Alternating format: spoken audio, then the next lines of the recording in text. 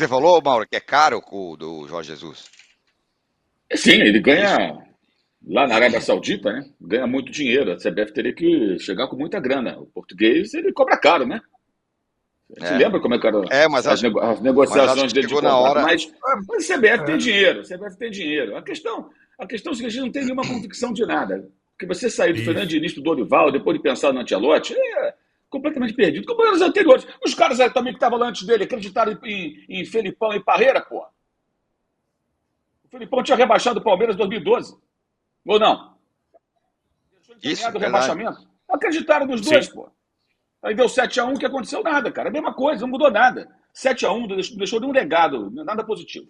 Nada, como se não tivesse acontecido. E tem gente que ainda empunha o microfone na televisão e fala desde aquela. Temos que esquecer desse momento. Esquecer o quê, meu irmão? Tem que lembrar. Tem que lembrar sempre, todo dia. 7-1, 7-1, 7-1. Aquela lambada, 7-1 no Mineirão. Tem que ser lembrado sempre. Mas ele faz de conta que não aconteceu. E tem mais também, as transmissões dos jogos da seleção brasileira, ela, na televisão, nos meios que transmitem, são sempre com uma narrativa falsa, de torcida fanática, que não traduz a realidade. Isso ajuda ainda a fazer quase uma lavagem cerebral em parte da torcida brasileira, que fica achando que a coisa não é tão feia, a coisa está muito feia, gente, é muito ruim. Agora, a geração não é excelente, sem dúvida, mas dá para montar a coisa melhor. Todos os jogadores jogam em times internacionais, alguns em times importantes. Há carências evidentes que há. E aí o jogo coletivo tem que ser melhor ainda. Se você não tem grandes craques, jogadores que fazem tanta diferença, é preciso mais. Tem que ter um trabalho coletivo mais consistente. E 25 dias de trabalho dá sim para melhorar. Dá para melhorar. E o Dorival não melhorou nada. E aquela cena é emblemática, não pode também ser ignorada. Vai ter gente tentando esquecer isso daqui a pouco. Os amigos de técnico, então, jornalista, amigos de técnico, querem esquecer isso já já. Mas o que acontece? É ridículo ele ficar levantando o dedinho ali, como bem escreveu o Lúcio de Castro na rede social há pouco, né? Ele levanta o dedinho, não é ouvido, aí coça a cabecinha. O velho Miguel, né? Dá uma disfarçada. Mas os caras ignoraram ele. Olha isso, gente. E, paralelamente, o Bielsa estava no centro da roda e os jogadores uruguaios ouviram o seu treinador. O que é isso aí, gente? O que foi isso aí? Isso é gravíssimo, cara. Os jogadores ignoraram o técnico, fizeram a reunião entre eles. Se ele não quisesse participar da conversa, ele teria se afastado. Tudo que eu tinha que falar para os meus jogadores eu já falei antes. Então eu vou me afastar, eles agora que batam um papo entre eles ali, façam a sua corrente, reza, levanta dedinho pro céu, faz o que quiser. Né? Mas não, ele tentou entrar na roda. Essa cena é patética, ainda até com a roupa do Zagallo ainda. E aí tem o seguinte, eu nunca fui fã do Zagallo por uma série de razões, pela relação dele com a CBF, aquela coisa chata de amarelinho e tal. Nunca fui fã do Zagallo, mas o Zagallo é um grande nome do futebol brasileiro, do futebol mundial. Isso é inegável. Você não precisa ser fã do Zagallo para entender isso. O Zagallo, antes do jogo contra a Holanda, que a seleção brasileira de 98 era outra bagunça, era uma outra bagunça, foi o pior desempenho defensivo da seleção brasileira na história dos mundiais, exceto o que viria depois em 2014. O Brasil perdeu para a Noruega, tomava gol de todo mundo, tomou de 3-0 na final, mas enfim, naquele momento que os jogadores foram se preparar, e ali tinha Ronaldo, tinha caras importantes, Rivaldo, 98, tinha caras grandes daquela seleção, né? E o que viralizou na época, já na época viralizou, essa expressão nem era utilizada, mas viralizou, foi a imagem fortíssima do Zagallo, do alto de todo o seu currículo, que era evidentemente muito pesado, dizendo para os caras, vamos ganhar essa porra. Nos pênaltis. Nos pênaltis. Isso. E ele usava, ele está usando ali o casaco do Zagallo. É verdade. A diferença é brutal. Uma das coisas positivas que o Zagallo tinha é o oposto do Dorival. O Zagallo meio que ganhou aquela disputa de pênaltis. Porque ele falava para os caras, vamos ganhar, o Brasil ganhou. Aquilo foi bonito, foi marcante, foi um negócio que até quem não é fã do Zagallo, como eu nunca fui, falei, cara, do cacete que esse cara fez ali. Porra! Nossa, ele meio que contagiou o time. Aí ontem eu cheguei o técnico, ele, posso falar? E ninguém tá me ouvindo. Ah, que coisa patética. Faça-me um favor. Você é técnico de seleção brasileira, meu irmão? O Dorival é um cara legal, mas não basta ser um cara legal. E assim, né, Mauro? Que tem outra personalidade, outra postura também, porra. Então, e assim, né?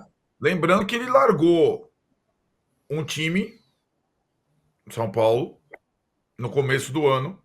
São Paulo fez todo o planejamento, montou um time para fazer o sonho da vida dele. Largou, né? Não, então, assim, o passo que ele deu... Largou o Ceará também, para pegar o Flamengo. Isso, largou o Ceará sim, também. Mas eu tô falando assim, para ir para a seleção. Foi largado pelo Atlético Paranaense do Petralha. Sim, o passo que ele deu, talvez ele não consiga dar de volta. Se ele não ter o sucesso em clube grande, você entendeu? o passo que ele deu Pra para ir lembrar- para a seleção brasileira, talvez ele não consiga dar de volta. Né? Para lembrar Faz do São parte. Paulo, para lembrar do São Paulo, Arnaldo, nem a pau, Dorival. Pois é. Ó, não esse negócio pode- que o Mauro falou é um ponto interessante. Âncora, vê o que Fala, o pessoal fala. está achando, porque o Dorival está na nossa enquete. Isso, Vamos é saber isso que eu o ia pessoal fazer, tá- exatamente isso. Porque o Dorival é o número 1º da enquete. Vamos ver se a responsabilidade está caindo sobre ele. Eu sempre Quem disse é o maior responsável? Fala. que ele não tinha tamanho para ser técnico da seleção. E repito agora. Mas na enquete talvez vamos ver o prestígio dele junto ao Já público refletido brasileiro. isso. É exatamente isso. Ó. Quem é o maior responsável pela eliminação do Brasil? 42%, Dorival Júnior. 38%, jogadores. 3% azar nos pênaltis. 18%, Uruguai, que hoje é mais time. O Dorival tá ganhando com 42% e jogadores com 38%. Dá para misturar as duas coisas, Trajano. Em cima disso que o Mauro falou, que eu achei muito legal.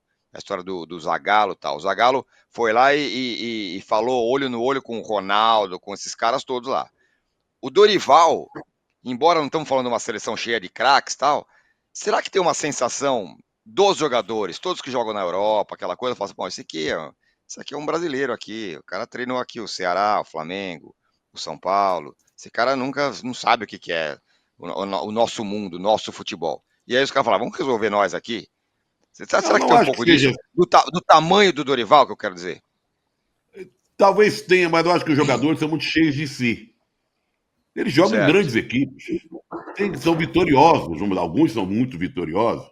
No caso dos meninos do Real Madrid, o Danilo jogou há tantos anos na Europa. Né? Então, talvez eles se achem muito e olhem para o técnico como um sujeito que tem um tamanho bem menor que o deles. Né? Que é o Dorival Júnior, na cabeça do jogador que joga no Real Madrid, no Barcelona, né? No sei lá onde, no futebol inglês. É um cara lá, entendeu? Ele, o filho, o Juan, como subtécnico, auxiliar, sei lá o que e tal.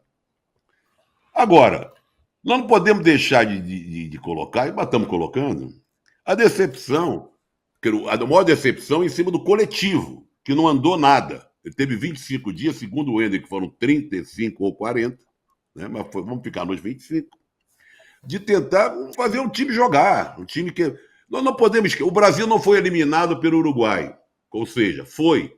Mas a participação do Brasil na Copa América não foi esse jogo, que foi um jogo até meio mequetrefe, e eliminado nos pênaltis. Foi um empate vergonhoso com a Costa Rica. Foi o Olé que tomou da Colômbia. Tem que somar isso tudo. E ganhar o único time que perdeu, que conseguiu a proeza de ser eliminado, perdendo da Costa Rica, que não ganhou de ninguém. Temos que fazer um levantamento de tudo que aconteceu.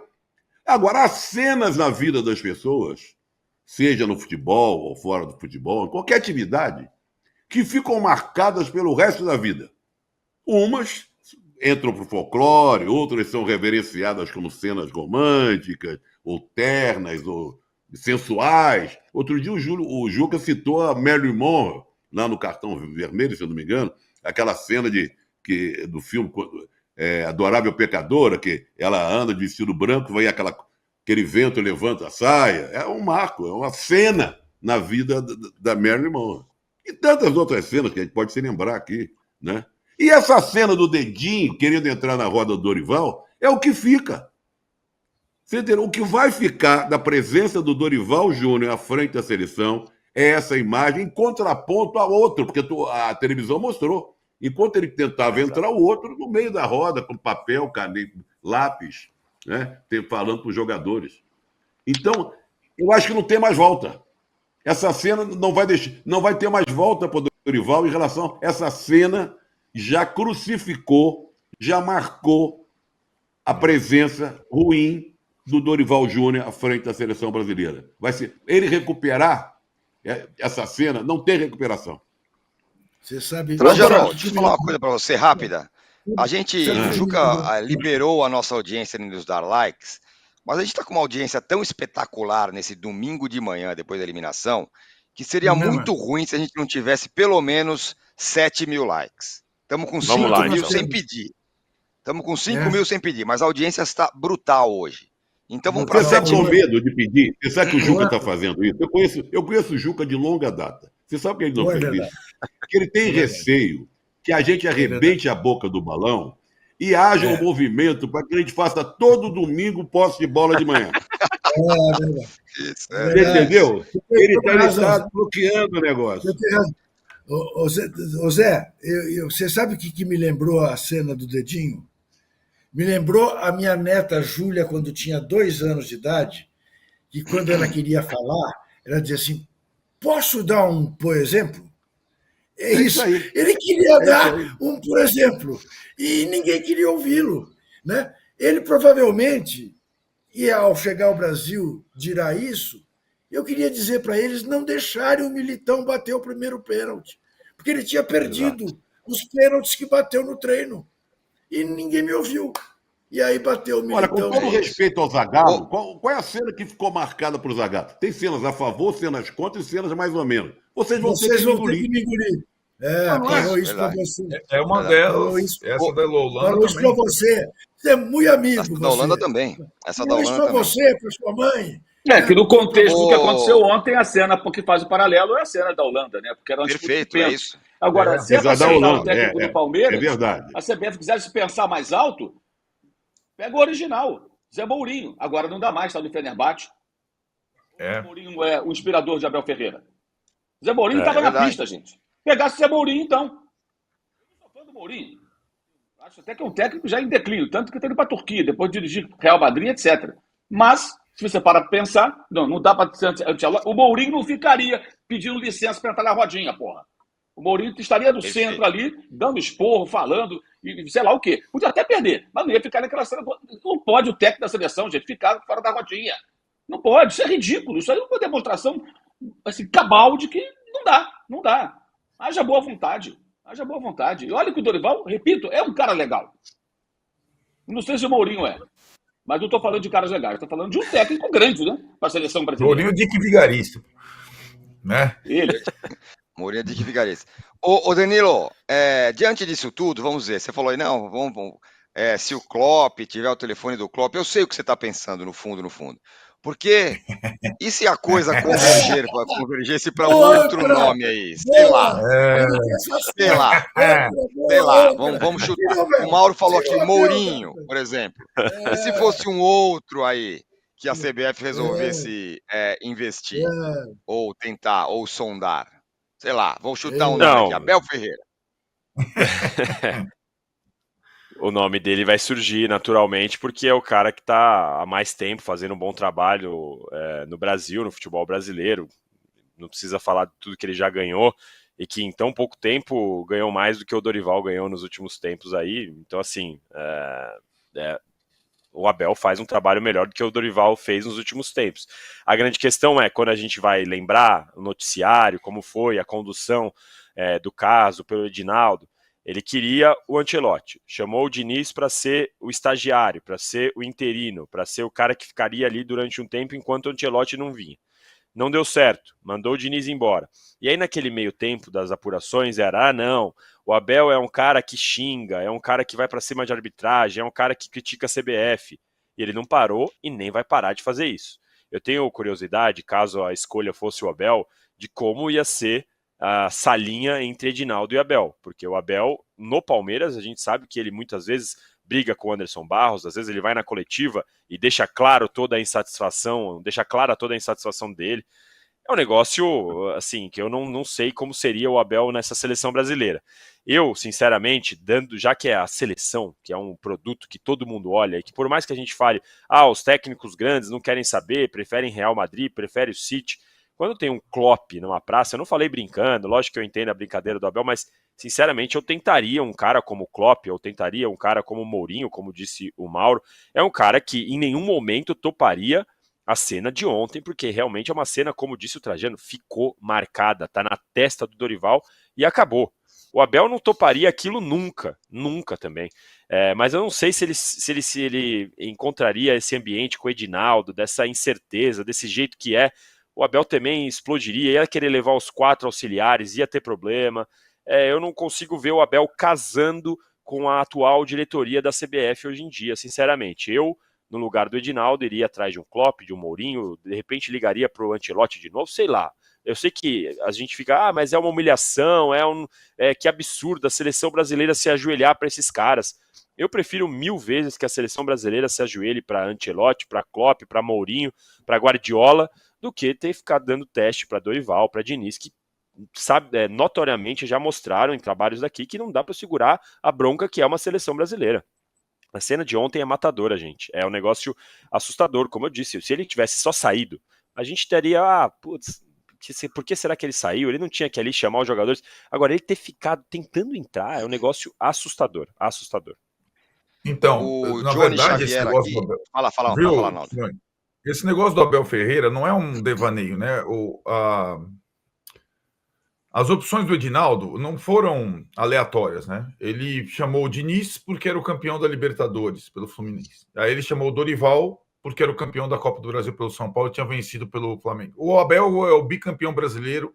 Então, por consumo doméstico, eram esses caras, os dois brasileiros e o Abel, o estrangeiro. Esse negócio de técnico estrangeiro na seleção é um tabu, né? No futebol masculino. É um tabu que precisa ser quebrado, não é possível. Agora, não que o Abel também, né, Danilo, seja um especialista em penalidades, né? Não é exatamente, ele mesmo fala, né? Não é exatamente a especialidade dele, né? Tem uma dificuldade grande com decisões por pênalti. Ele mesmo admite. Agora, a questão de possibilidades de treinadores, existem vários treinadores bons estrangeiros no mercado. Você falou o Klopp. O Klopp, talvez, ele tenha parado de trabalhar agora porque ele não aguenta mais. É uma coisa muito... Mas tem lá, o Tirone adora esse nome. Chama o Galhardo. Galhardo está na praça. Até então, rivalizava com o Abel como o melhor técnico da América do Sul, não é verdade? Tem uma infinidade de opções. Se for para trocar, o Edinaldo não precisa necessariamente mirar em alvos inatingíveis, né? E acho que não será o caso, imagino, mas, como você falou, Danilo, se volta para as eliminatórias em 6º lugar, em setembro, jogo no Brasil contra o Equador, e tem ainda 3 jogos para acabar o primeiro turno das eliminatórias, e não sai do lugar, não vai ter, o Dorival não chegaria até a Copa mesmo. Muito por conta do que aconteceu em campo e também dessas situações que vocês estão frisando. A entrevista, a rodinha, isso pega demais mesmo, cara. Pega o pacote, demais, né, Arnaldo? O pacote foi muito ruim. Forte. O pacote é muito forte. É muito forte. Exato, é muito forte. E para completar, ainda tem o Soares, né, dando um troco do seu Pitico André Pereira, que falou uma bobagem lá, né? Enfim, mas é o Pitico, né? Vai fazer o quê? Vai esperar o quê, né? Delivery. E o Soares ontem deu troco no Andrés Pereira, né? Ele não tinha que falar mais nada. Depois do que ele fez de Montevidéu, ele tinha que ficar quieto, rapaz. Joga a bola, não abre a boca. Já deu uma entrevista para o Rio Ferdinand, super infeliz, em que ele fala como se ele tivesse sido perseguido nas ruas do Rio de Janeiro. Ele jogou pelo Flamengo depois e tudo. Quer dizer, é isso, cara. Esses jogadores, mas que não tem noção também, né? O Essa seleção, bateu o pênalti. Tá rindo do quê? Vocês viram aquilo? O Militão rindo? E saiu rindo, aquele dentão dele. Tá rindo do quê, amigo? Foi rindo e voltou rindo. Caramba, cara. Essa seleção, eu falei, quando eu fui quando a gente fez o post depois do jogo contra o Paraguai, eu tava lá no estádio, fiquei bem pertinho dos caras, eu falei pra vocês, a sensação que eles estavam revoltados contra a arquibancada, que eles estavam bravos, e essa seleção, ela alimenta essa questão de que tá todo mundo contra, que o Brasil não quer ver o Brasil dando certo, que a torcida é contra, que a imprensa é contra, e basta ver o Vini, foi na rede social atacar o Thiago Leifert, e eu não tô nem aqui defendendo ou não o Thiago Leifert, mas o Vini Júnior fala, ele tá querendo me colocar contra o país. Cara, eles não estão jogando nada. Mas, Danilo, é assim desde o Dunga em 2010. Sim. É assim desde o Dunga, nós contra eles. O Dunga encontrou nisso, né, a motivação, ele encontrou essa motivação. Agora, isso.